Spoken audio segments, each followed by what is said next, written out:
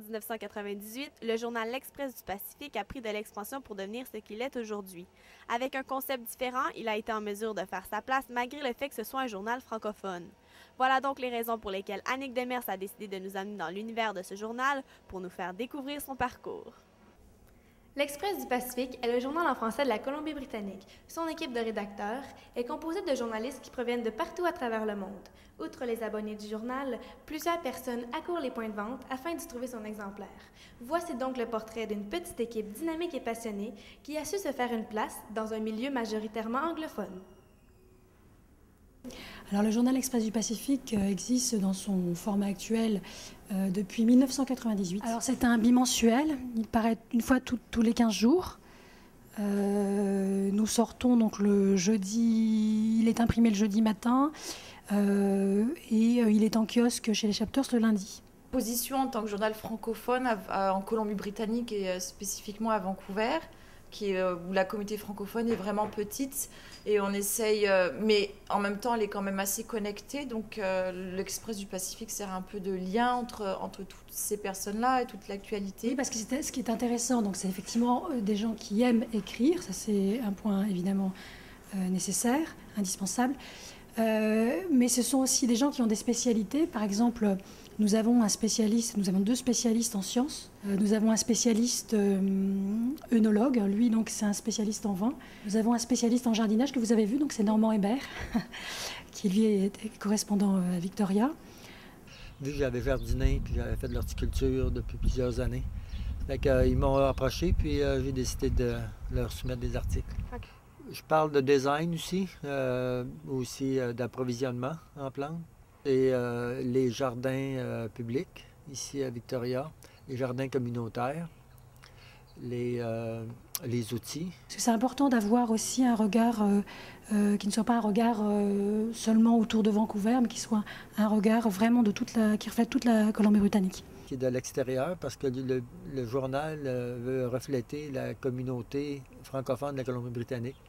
Ce qui fait que souvent, ils recherchent des gens à l'extérieur de Vancouver.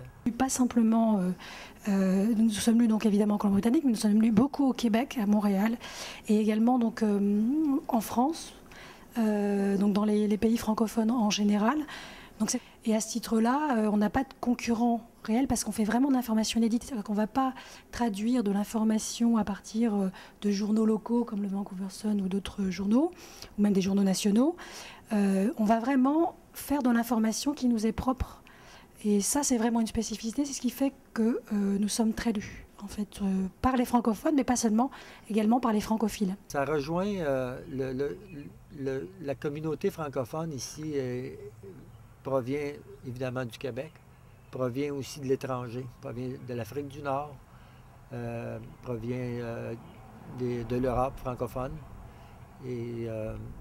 ou de francophones qui habitent hors Québec dans les autres provinces canadiennes. Ce qui fait que puis il y a aussi des anglophones qu'on dit qui sont francophiles.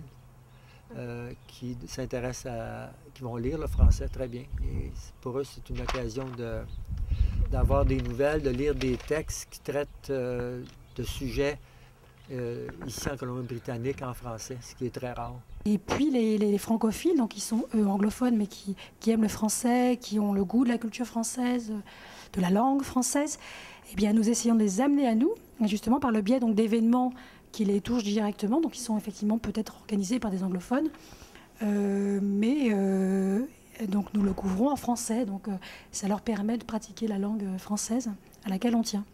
Le journal est assez ouvert pour parler de n'importe quel sujet, que ce soit en anglais, dans la culture anglophone ou francophone. Et le fait que l'équipe soit dynamique, soit jeune, essaye toujours d'améliorer le journal. Sa force, c'est ils font des dossiers, comme j'en ai préparé un au mois d'avril. C'est un dossier qui traitait que de jardinage. Ils le traitent en français, puis un peu plus en profondeur aussi.